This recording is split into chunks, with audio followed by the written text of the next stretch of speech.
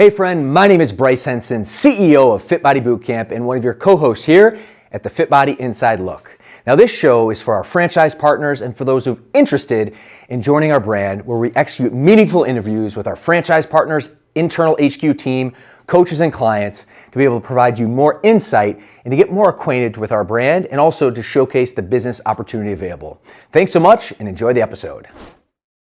Hey friends, welcome back to another amazing episode and super excited to tee up today's guest. And before I do, I want to give you a friendly reminder to give us a like and subscribe on YouTube and write us an amazing review on iTunes. That way we can keep producing this content for you for free. So with that all said, I want to welcome my guests, Mary, Katherine, and Trevor. Welcome to the show. Hello, thanks for having us. Super excited. Yeah, excited to be here. We are shooting live here in Nashville at our mastermind and I've been looking forward to this. So really this is the story about you both and really how you became gym owners within the Fit Body brand and all that. So I guess I want to first start it out by saying kind of what was the backstory? How do we all get here? And Mary, Katherine, I'm looking at you. Yeah, exciting backstory. So I actually started as a client at one of the locations that we own today. This was almost 6 years ago. I fell in love with the boot camp experience. It was the best 30 minutes of my day by far. And I just kept thinking about it. I just kept thinking about like, wow, this is such a positive experience that's making a difference in my life. How can I do something like this? And so just fell in love with going to the studio every day, came home, talked to Trevor about it. Did you ever go with me in the beginning? No. I don't, yeah, he didn't, but I just kept raving about it. And which I feel like is very common, especially Yeah. like the wife or female kind of jumps in head Right. first, then starts getting an awesome result. The husband's a little hesitant, and then all of a sudden, She always Right. comes home with crazy ideas, and this was one that I could get behind. So. Yeah. So we started looking into the franchise, started setting up our calls, and one thing led to the next, and we ended up, finding our territory. And I guess it was probably about 6 months after I was a client to opening our first location. so from the time you checked out Roanoke Fit Body for the Yes. first time, Yes. 6 months later, you guys are opening your 6 your months first later, location. we opened our Blacksburg location That's awesome. in August of 2016. Because of your excitement, your vision. Right, Towards it. right, yeah. Moved quick. You There we found go. the perfect spot, too, so that helped. Well, you're two of our most successful owners and take massive action, so that doesn't surprise me, but good on you guys both. So. Yeah, and in the beginning, it really was about me being excited to do something that I love and that I'm passionate about. I've always had a passion for health and fitness. I love helping other people. It was making such a positive impact in my life that I wanted to take that passion and share it with other people. I wanted Fit Body to be the best 30 minutes of their day, and we all know that if you take care of yourself, that's going to spill out into other areas of your life. And so that was really my true vision behind having my own location in the beginning, was just being able to contribute to my community in that way. Yeah. So that's what made us fall in love with it. Love that. Now, it's interesting. I want to kind of unpack the box from your perspective, because this is a very common type situation where a client comes in, gets a great experience, typically a little bit longer than a month, so good on you, but then kind of brings that back to their spouse. They talk about it, and obviously there's always questions, comments, concerns. Trevor, from your lens, especially Mary, Katherine, having a lot of awesome ideas coming to the table, one that you can get around. What were your, I guess, concerns, hesitations, if anything, and why were you excited about the opportunity? Well, my background's in physical therapy, so, going forward, I was always thinking about opening physical therapy clinics, or, when she brought the open a gym, you're still helping clients and, helping people get better with their health and fitness. And in physical therapy, you got to deal with insurances and all that, so reimbursements and, just kind of a big headache. Mm-hmm. And, with the gym, just deal with clients and don't have to deal with all the other stuff. Got it. So from a business acumen perspective, Right. the fact that you've been in the industry, like in the different side of the industry, this model made a lot of sense. Correct, yeah. Right. But we also have clients that come to Trevor all the time that say, oh, I have this injury, or I had a surgery. Can you help me out with some exercises or things to do at home? And so that's definitely come in handy. Oh, cool. Education. Free advice. There you go. Right. All right. Well, I want to kind of jump back. So we started basically not present day when you first opened. I think 2016 timeframe when you first joined as a client, and then within a very short period of time decided to launch your own endeavor. Right. But let's rewind back the clock. You obviously were in the PT industry, so I would imagine had some sort of fitness acumen. But what was your fitness journey prior? And I'm curious on what your fitness journey like from childhood, adulthood, et cetera. Were you super fit people growing up, or not at all, or somewhere in the middle? I would not consider myself a super fit person growing up. I was actually pretty overweight when I was in middle school. Really? And I was a cheerleader, I was a dancer, but to me, I guess I'm very short. I'm 5 foot tall. So 5 foot? Yeah, 5 foot tall. There So you that go. makes it a little challenging. That's generous. On a good day, depending on the shoes. And so for me, I was not as thin as my friends, or I didn't look exactly like my friends in middle school. And so I did start going to the gym. I started running track. I got more into cheerleading and gymnastics. And my mother, she went to the gym, so I started going with her and quickly just really fell in love with taking care of myself. And that, like just doing that in middle school, even being so young, I knew from a young age that I was gonna need to do this for my entire life to feel good about the skin that I'm in. And of course, like when you go to college, everything changes, and I still really did that in college. And I would go to the rec center and do group fitness classes. So for me, I wasn't really into some sort of extreme sports or anything like that, but I did start taking care of myself, doing fitness and making that a part of my daily routine from a young age, because I knew that that was going to be, what I needed to do to take care of myself and feel my best. Totally. Yeah. Trevor, how about you? Yeah, I grew up, I'm one of 5, right in the middle. So I played ice hockey, soccer, golf, tennis, and played on a lot of sports teams with my older siblings, whether it was hockey or soccer, and just kind of at age 5 all the way up through high school, and kind of continued playing ice hockey, golf, tennis, and that's kind of how, stayed around the team sports and things like that. And there wasn't a season of the year that I wasn't playing some sort of sport. So that was kind of, I wasn't one to, go in the weight room and lift weights, Mm-hmm. but, we had off-ice training and dry land practices and things like that. So, they're all throughout the year we're playing some sort of sport. Well, do you think that sparked your interest in PT, being like that active and, focused? Yeah, being around athletes for sure. Yeah. Seeing injuries and stuff like that, trying to help them. There's nothing, more grateful for it to see someone, tear their ACL, come into our clinic, and then kind of rehab their injury, get them back to playing some sort of sport, and being back to a D1 athlete or whatever they're at. Yeah, hugely fulfilling. Oh yeah.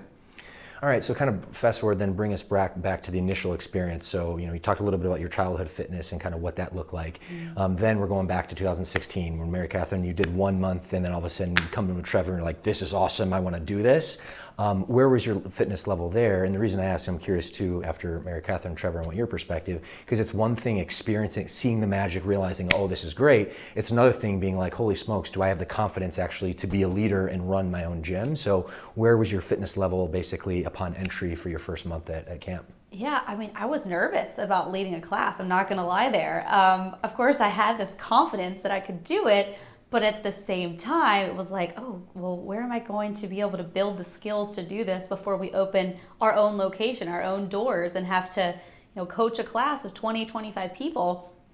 But I really just had to throw myself in there and learn. And as time went on, it got easier and I became more confident. I did get my NASM personal training certification before opening our doors, and that gave me a little bit more confidence and the skills and knowledge that I needed to be a great coach. But a lot of it is just learned over time. Yeah. And I think, when we signed on with FitBody, they provide a lot of resources too. We went to a university in California, and kind of, obviously when you're starting a business, you kind of have to learn as you go, and so we did a lot of that, but the resources there, and then coming back, and I come from a family business background, so I have some of that knowledge of treating clients well and managing some people. So I was kind of on the back end while she was on the floor doing all that stuff. I did some of the marketing just to get it open and go from there. Yeah, I love that. Yeah, and back in the day, that was before we were wearing a mic and having a second or third coach. It was very different. You didn't have some of the pressures that I think some of the owners might have today, because they see these coaches with this awesome headset and they have coaches demonstrating, and back then it was just me and a few people, and it was fine. That was awesome. Yeah. But then that was the base for That's right. just an incredible That's right. growth path. Yeah. Mary Katherine, this is more directed for you, being a strong woman and typically a male-dominated environment or industry, although that's definitely changing. Talk to me about that. Did you have any specific, concerns or insecurities about basically, launching a full-on business? Trevor, obviously, you have an awesome husband that was supportive of you, but really you're the one kind of leading the charge, taking that leap of faith. So kind of talk to me about that. Yeah, I think that women have twice the amount of pressure to do well, and people are watching you a little bit more closely than a man, because it is a male-dominated field still. I do think that the majority of gym owners are male, and I love to see that that's changing a little bit slowly.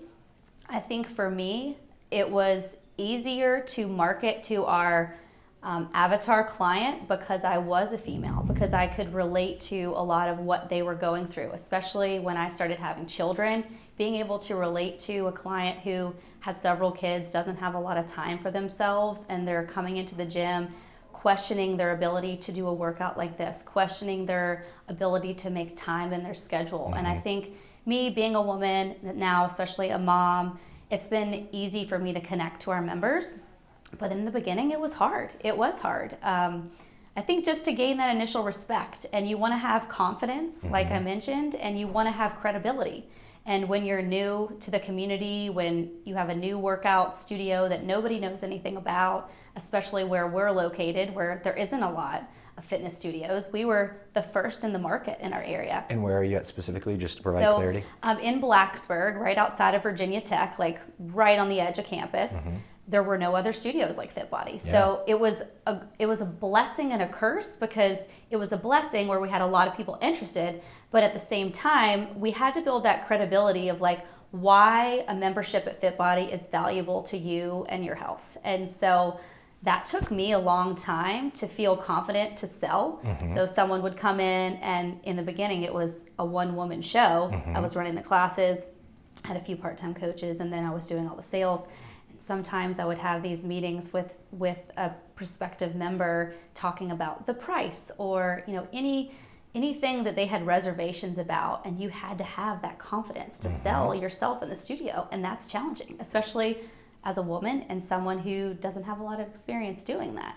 How'd you acquire that? Because you clearly have. Yeah, it's just Really important for you to build the know, like, and trust factor. Right. The know, like, and trust factor was everything for us. And I think the fact that I did work boots on the ground in our studio every single day for that first, good first year of being open was so vital to our business, because I knew what was going on in Mrs. Jones' life outside of boot camp. And I knew when it was her birthday and someone might bring cupcakes or balloons after class, and those little things make such a difference. But to answer your question, I think that it just comes with time. I think it comes with time. And I had to tell all of my coaches in the beginning, as long as you believe in what we're offering here, that's all that matters. Don't worry about what other people are going to say. Like, we know that they're not going to get a better workout anywhere else than here. And so sell your worth. And that's what I had to start telling our coaches and telling myself. Totally. Yeah. It just takes time under tension, more It reps. takes time under tension, for sure. Yes. And, it's interesting, Mary Katherine, you mentioned, your connectivity, because you can relate to your clients. That's just so game changing. And there's no doubt in my mind, that's why you've been able to both assemble an awesome community. You're very relatable, very personable. One thing, and this is really more of an education piece for the audience, use the word client avatar. What did you specifically mean by that? Just want to provide a coaching moment in case that, our listener doesn't really familiar with that term. Yeah, my client avatar is a 25 to 45, 50-year-old woman, usually has kids, has a job, has a lot of other things going on in her life, and she might be struggling with making time for herself, or even questioning her worth, if she's worth the time to spend on herself. And I think if you can get past that threshold of, I don't know if I should do this for myself right now, then that person can be changed forever. Totally. Yeah. And the great thing too about FitBody, it's only 30 minutes, so you can carve out 30 minutes of your day, to take time for yourself, work on yourself, so that you can bring that home to your family, to your kids, to your husband. Love that. And actually, we were just talking offline at dinner yesterday, and Josiah, who's one of your facility leaders, actually looking to expand. He was just talking about his love for fitness is because when you get fit, everything else changes, everything else improves, and really you said that in a different way, and that's like such a fulfilling part of our industry. Yeah. Right. Yep. So kind of transitioning along the same kind of topic, but when you launched your doors, and Trevor, I want to get your buy-in first, and then from there, Mary Katherine, your perspective, what were your goals? Like, what were your ambitions? Like, why did you open the gym, Fit Body Gym? And the reason I ask that is there's a lot of different ways to make money, right? Like, you know, infinite amount of ways.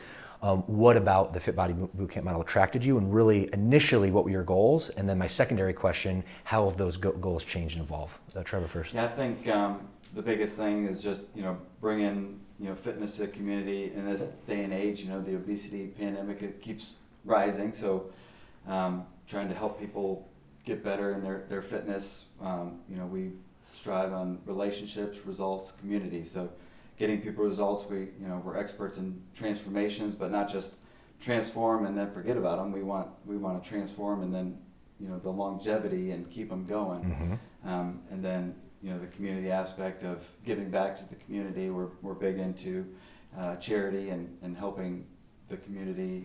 Can you give me some examples on that, just to kind of paint a picture for our audience? Like, okay, I'm interested. Like, that sounds awesome. I want to, you know, build community, get results. But how do they do that? What are some examples that you've done? We've done different challenges. You know, like a 6-week or 12-week transformation challenge where we'll take maybe the registration fee and give it to Micah's Backpack, which is a local, you know, they give backpacks to kids, you know, that are in need of, you know, they might not be able to afford lunches. Yeah. Back to school, the local women's shelters, you know, we've donated a bunch of stuff during the Christmas time, or elderly communities, you know, that they don't have blankets or other family members to give them stuff during the holidays. We've with our clients, we've helped, you know, donate a lot of items to those communities. So like your job is the facilitator, and then you get your clients on board as well. So you're just kind of creating this machine to do great in the community. Correct. Yeah, I love that. Yeah, during COVID, we did something really fun. So in the small town of Blacksburg, a lot of the restaurants were really affected by COVID because it's a college town. So when the kids are there and the kids are being told, don't leave your dorm, or some of them were sent home and told not to come back to campus, a lot of these restaurants had nobody doing takeout. They couldn't open their doors. And so what we did is we ran, it was a 28-day challenge, and 100% of the proceeds we used to buy gift cards to all these restaurants. Oh, that's awesome. And so then we took those gift cards and we just gave them out to members and people in the community. And that was a lot of fun because we were able to connect with the local businesses and then also reward our members for still being an awesome member, even though our doors weren't even open. So that was a really fun project that we did. That's awesome. Yeah. So I think I interjected, you were talking about like your goals, your ambitions, why, and then really how have they changed with time? Because I'm sure what the initial vision was, which you've basically executed against, you know, things change in time, with time and evolution. So how have those goals evolved?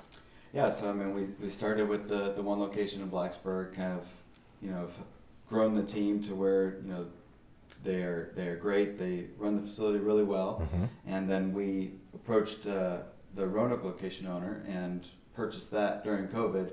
During COVID, July of 2020, and you know, it came full circle. That's where Mary Katherine started out. So it's kind of an interesting story there, and you know.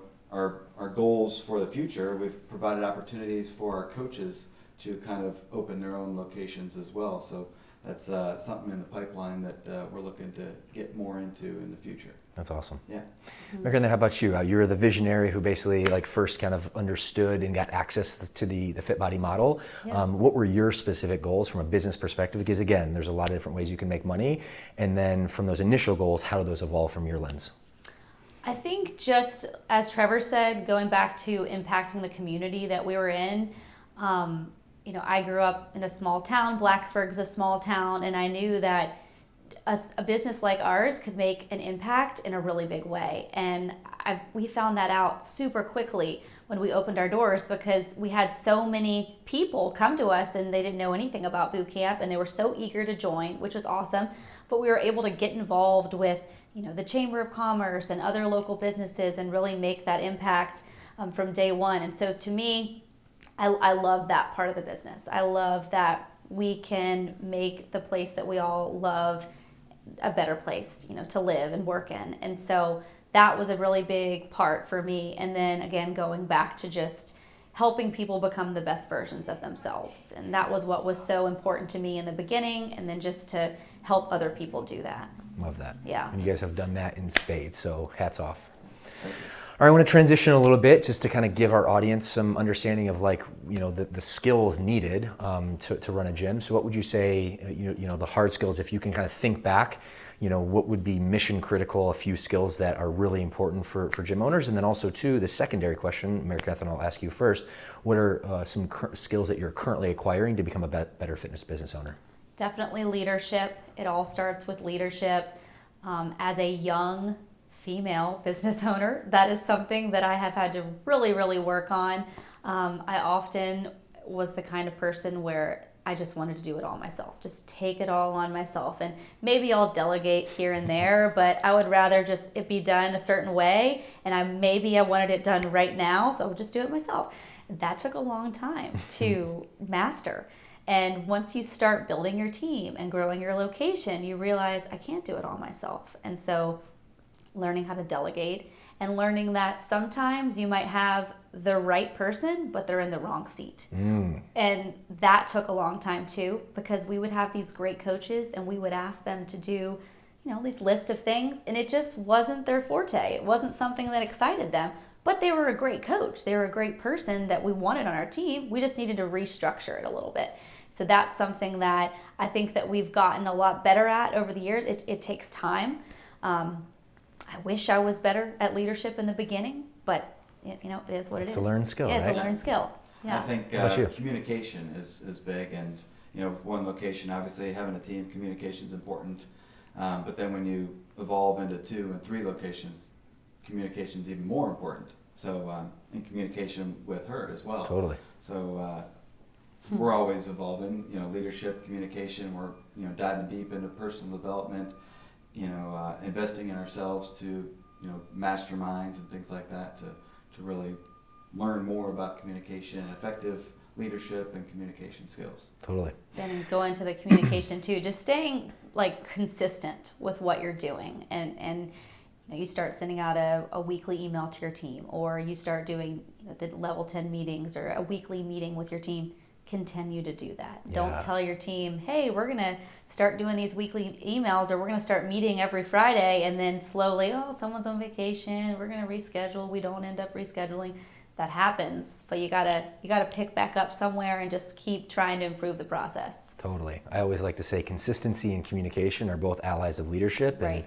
That's super important, and obviously constitutes why you guys have been so successful being growing leaders, that team and your community's behind you, which is incredible. Right. So I want to now dive a little deeper, since you guys are a husband and wife duo, for the different roles, right? And you talked about, Mary Katherine, about delegating, how that's important. So in running a business, especially operating multiple locations, I'm sure you have different skill sets and different areas of genius, if you will. So Mary Katherine, I'm going to ask you first, what are the roles that you're specifically focused at? And then Trevor, I want to hear from you. Yeah. So my role has evolved a lot since day one, starting as a coach to more of a studio manager to, also the owner, studio manager to then going back into a coaching role. And so today I do all of the day-to-day operations. I pay the bills, do payroll. I'm the HR person, keep the peacemaker, keep the peace, scheduling, make sure, everyone knows where they're supposed to be, team meetings, anything that the facility leaders need help with, I'm their point of contact. The facility leaders usually are the ones that they're communicating with the coaches more so than I am. I'm communicating more with the facility leaders, but that's my day-to-day now. Nice, and that's just been a process of evolution. It's evolved so much. How about you, Trevor? I handle more of the back end stuff, marketing, kind of, but even in the beginning, just kind of learn as you go. Started on Facebook and maybe look at some YouTube tutorials and things like that, and also kind of team development, kind of help our team build, team building. We have some people that will come in and do some workshops with our team, but the main thing is marketing, whether it's Facebook, Google, things like that. And was that always your zone of genius? I know you talked about like YouTube tutorials, or was that just a learned skill that you gravitated to? Yeah, that's definitely a learned skill. You know, Okay. before jumping into FitBody, I didn't do any Facebook ads and anything like that. So definitely, and continue to learn too. So Nice. you know, the market and all that stuff is continually changing. So, Totally. yeah. Trevor's master skill is responding to Facebook messages within 5 seconds. Okay. That's his master skill. All right. Emails, you know, you got to respond. He's Communication, great. He's right? great at Yeah. responding very quickly. Yes. Nice. He Whether wants it's the to. weekend, you Yes. know, nighttime, I respond. Yes. Totally. If someone reaches out on Sunday night, they want to get started on Monday, Trevor has them covered. Communication Yes. is an ally of leadership, Yes. so good on you. Yeah. All right, so now I want to kind of take a look back. So you've been in the business since 2016. So from a 30,000 foot view, kind of big picture, if you look back at your FitBody gym ownership experience, what were the biggest challenges that you faced, like one or two big challenges? And then what would you say is the one or two kind of biggest sources of fulfillment? And Mary Katherine, I'm looking at you first. Yeah, I think the biggest challenge for me is just getting all of your coaches bought into your vision and your mission for the business, and getting them to the level where you feel comfortable going on a vacation or stepping out for a few days. You want to make sure that they're running the studio just like you would when you're not there, and just getting everyone bought in. That's challenging.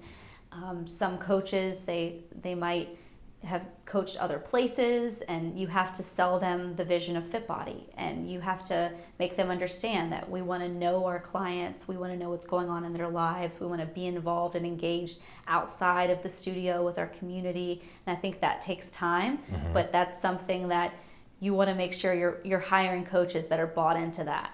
And so that's challenging. But then how have you also, and that's a great challenge point, sorry to interject there, you've done an incredible job. I know your team, you know, I know your facility leaders, like Right. they're just bought in. Right. So as a challenge, how have you been able to basically get them to drink the FitBody Kool-Aid, get them to, you know, see the vision, because you've done that really well?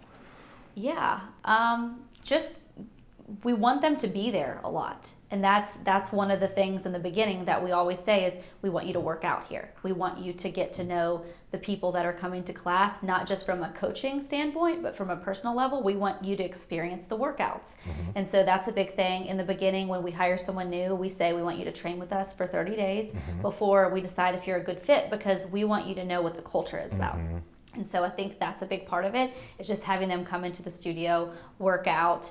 And then something else too that we do to make sure they're bought into the vision of FitBody is we invest in their personal development. We want them to know that we're invested in them, and so they'll invest their time back into the business. We want it to be a mutual understanding. And so we recommend books, podcasts. Our facility leaders, they send out usually a weekly podcast for the team to listen to, and then report back a few takeaways. So we do a lot of that personal development.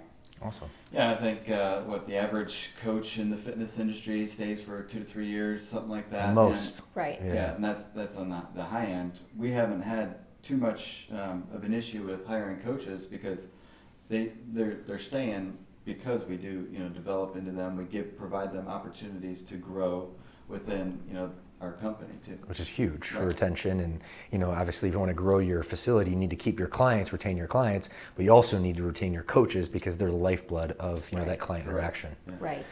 All right, so I kind of interjected when you talked about challenges, because I thought that was a great coaching opportunity. Then you were kind of going to articulate what were the biggest one or two biggest sense of fulfillment looking back. So take it away from there.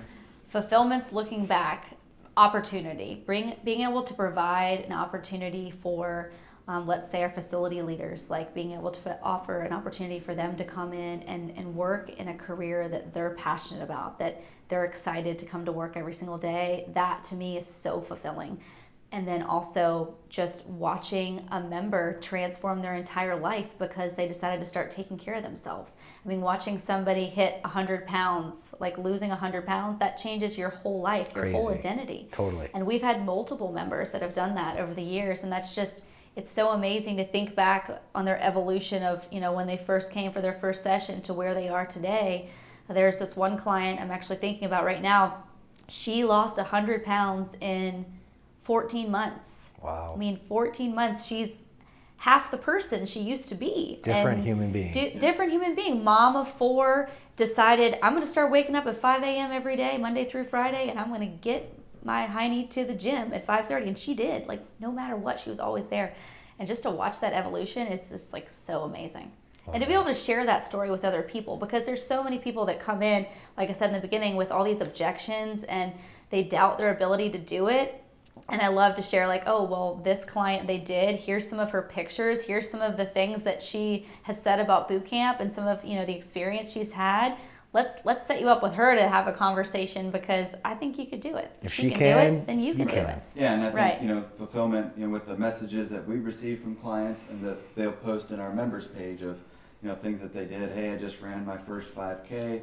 Hey, I got off blood pressure medication. I had to stop this medication. Things like that just really bring, you're helping impact the community. Really nice to see. Love that. Yeah. How about you, Trevor, from your lens, 30,000 foot view? What are the biggest challenges and obstacles from your seat in the company, and then also to the source of fulfillment? Yeah, well, I think the biggest challenge that we had to face was COVID. Fun times. No one expects that to come, but we had to pivot very fast, and that's one thing that I do is I take massive action. So we shut our doors. What do? We have to go virtual. So never ran Zoom before or Vimeo. Had to buy accounts for that, and started doing live Zooms for our members and workouts, and then kind of developed a nutrition program, because what are people doing? They're sitting at home doing nothing, eating and stuff like that. So what's one thing that you can focus on is your nutrition. So out of COVID, we developed a nutrition program, a virtual workout program. We even had a drive-through supplement store. People would come through and order supplements, and we would put them out on the table, and they'd pick them up. The creativity of entrepreneurs. Right. I love Yeah, that. Yeah, it's a lot of fun. So, that's the biggest challenge, and still to this day, 2.5, 3 years later, people are still kind of hesitant to go out and work out with a group of people. But that's where people are human beings. We need connection and that accountability and support. Love that. What about fulfillment? I know you kind of talked a little bit about it, but do you have a different angle or a different perspective on basically just the satisfaction of the last 7 years of running your gyms? Well, obviously seeing the clients and all that, but then also just seeing her thrive, I think is a big thing too. Going from, and we went from just getting married to opening a business to then having 2 kids, and through all that, she continues to dominate, and seeing that has definitely been very nice. That's awesome. Well, you're a good partner to dominate with. Power couple right here. and I say this like genuinely, you guys are just a blessing to Fit Body. You guys are salt of the earth people, and there's no secret in my mind why you guys are so successful. It's the way you show up, how you care, and that says everything. So. Thank you. So looking ahead, my last question before we hit the lightning round, what's the vision for the future? You talked about, obviously kind of building, growing. You've had an incredible run since early 2016. What do the next 2 to 3 years look like from your perspective, Mary Katherine? We have a coach who's been with us she's been with us from the beginning. She, went off and did her own thing for a few years and then came back to us. And she wants to open up her own studio, so I'm going to help her do that and be a part of that. And I'm so excited for her. She's going to do awesome. She's going to be a great addition to the brand. So we're excited about that, and we hope to provide more opportunities for coaches or even a client to do something like that. I think providing that opportunity for the younger generation that might not have the financial ability to open one, but they're humble, they're hungry, they're smart, they're going to be successful, they're driven. So providing that opportunity for someone like that, I think, is our big vision for the future. Love it. Love it, love it. All right, my friends, thank you so much for being gracious with your time. We still have a few minutes left for the lightning round if you're up for it. Sure. Yep. All right, extract some good nuggets for our audience. So in terms of, we talked about a little bit about personal growth and development. This is something that both, came from both your mouths. What are 2 or 3 things that you continuously do for yourself or your team? And if it's books or podcasts, if you can be specific, so that way you can kind of give some insight to our audience to some tangible things they can take away. I love the Gold Digger podcast, Jenna Kutcher. She just wrote a book too. It's called How Are You Really? It's awesome. I highly recommend it. She's a mom. She has 2 little ones. She's a successful online marketer, and she just has so many great podcast episodes on marketing and then how to manage your life with your family and your business. So I love her. Trevor, we both listen to Ed Milet. We love Ed Milet. Love of that course. Yeah. Any other ones Yeah, that you? Andy Frisella's, got the podcast, Ed Milet's podcast. Craig Rochelle's got a good leadership podcast. And I don't know, what else? Personal development, we love investing in ourselves and our team, like we said. So, I went to Ed Milet's book launch in Raleigh, which was a month ago. That was awesome. He had so many great speakers there. So that was something that really sparked the fire in me and just kind of helped me, all the things that you hear at most of these conferences or engagements like this are things that but you just need a little refresher sometimes to get back on track and help your vision. Yeah, and I think within FitBody, the Elite Mastermind is we meet, 3 times a year. I was about to Bring say. in powerful speakers. It's very valuable. You don't get that in other, even bigger companies. I was talking to someone the other day saying, I like to come to the first day because the speakers they bring in, I work for a big company, but it's nothing to the level of a Tim Grover, these different leadership. It's amazing. Yeah, as we're sitting right here in Nashville, Tennessee, about to kick off our 2-day mastermind and then elite Right. training. So, Right. Love that. Yeah. Testament to your personal growth, and audience, I know got a few takeaways there. Next up, what are 1 or 2 common, new owner mistakes that if you're looking back at your journey in 2016, you're like, shoot, I shouldn't have done that? Trevor, why don't you go first? Just getting started, I think, opening the business, license, registration within the cities, things like that. But then after you get going throughout the year, your first year, you're not going to be making a whole lot of money. And then, so you're not paying a whole lot in taxes, but then, you might start making money in your second year, and voila, we got to pay, $15,000, $20,000 in taxes, and we didn't have that planned. So, Fun surprise. Yeah. little surprise. things like that you have to be ready for, in years 2, 3, things like that. How about you?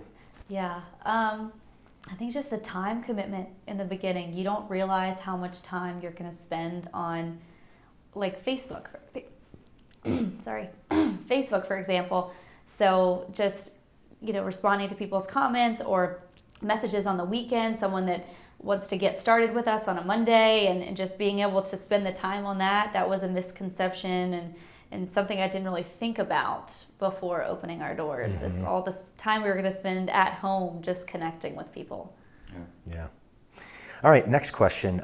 Fears, right? The fact that you have strong vision, you guys are massive action takers, for you to see the concept and 30 days later be able to, loop in Trevor and you guys are going full system go, give you so much credit. But we're humans, right? We have fears, challenges and all that internally. What would you say were some common fears? Actually, I want to hear from you, Trevor, because you were pitched the idea for Mary Katherine. So what was a major 1 or 2 concerns you have? And then I want to flip it over to you, MK, for any fears that you would have. Right. I think just initially is like, all right, how are we going to do it? Got to find a location, things like that. Actually, initially, we signed on for a territory, and we couldn't find a space.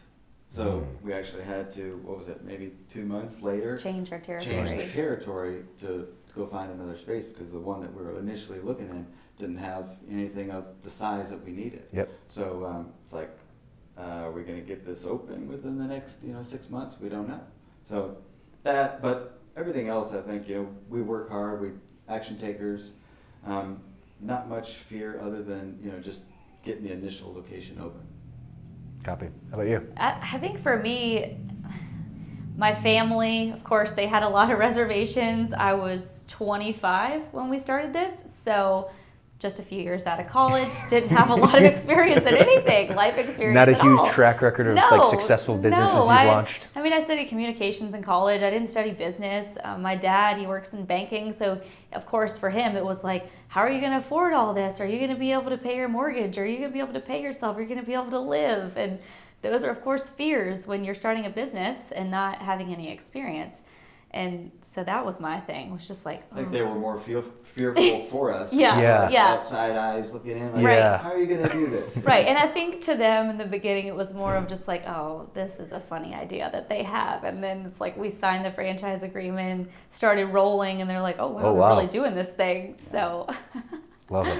yeah. It'd be a good question to ask them now, Right. 5 years later. Yeah, what do you think was going to happen? All right, to last two questions, and this is an interesting one because one of the first ones I asked you was like, what were your goals, what were your ambitions, what do you want to achieve when you first set out to open your location? But what would you say was probably the biggest unexpected source of fulfillment? And I'll give you an example. For me, when I got into this space, I was candidly, I was an obese guy, but I was not in shape whatsoever. Had this awesome transformation. It really lit me up. So when I decided to become a Fit Body owner, I was so focused at like the tactical training because I knew if a client were to move this way, get this amount of sessions in, eat well, they're going to get a great result. But one of the biggest sense of fulfillment I received after is realizing that this is a relationship business in the community. And it might be one and the same, but for me, that was like very unexpected, but a huge silver lining. From your perspective, what was maybe like something that you didn't really foresee about the experience, but in hindsight, you're like, wow, that was a big blessing? I think just as a whole, I never realized how much my life was going to change from day one to opening our doors to where we are today, and how this business and this industry and just Fit Body as a whole, our locations, were going to be a part of my life, a part of my day-to-day life. And so like I love to go to the gym and get my workout in at 6:15 with my 6:15 crew, and then I might go home for a few hours, come back to the studio, take my kids with me some days. And like Fit Body has just become a part of our everyday life. And I didn't think about having children when we started this 5 years ago. Like I just didn't think about how they were gonna play in, but it's been fine. Like my daughter comes to the gym with me on Saturdays and she'll ask me like, are you gonna be having a meeting or is there a class going on? Like she knows, she knows the operation. She knows, do I get to go on the floor or do I have to sit on the couch? And so like just being able to get the kids involved too has been such a blessing to be able to work in a space where we can do it as a family. And I didn't think about that stuff back in the day, and I love that. It's so great. Yeah. Such a blessing. That's a huge takeaway. Yeah, kids are always watching. We have a little kids area in one of our locations, and they're doing the same motions and workouts as their moms and dads. So it's kind of cool to see that. And just crazy. Yeah. That's awesome. All right, my friends, my last question for you, and this is really talking to our audience, and maybe we have an audience member who's interested in opening their own gym or opening a Fit Body, and it's excited but nervous, scared, all just the natural stuff of making a big investment. What is your advice to that person and why? And Trevor, I'm going to look at you first.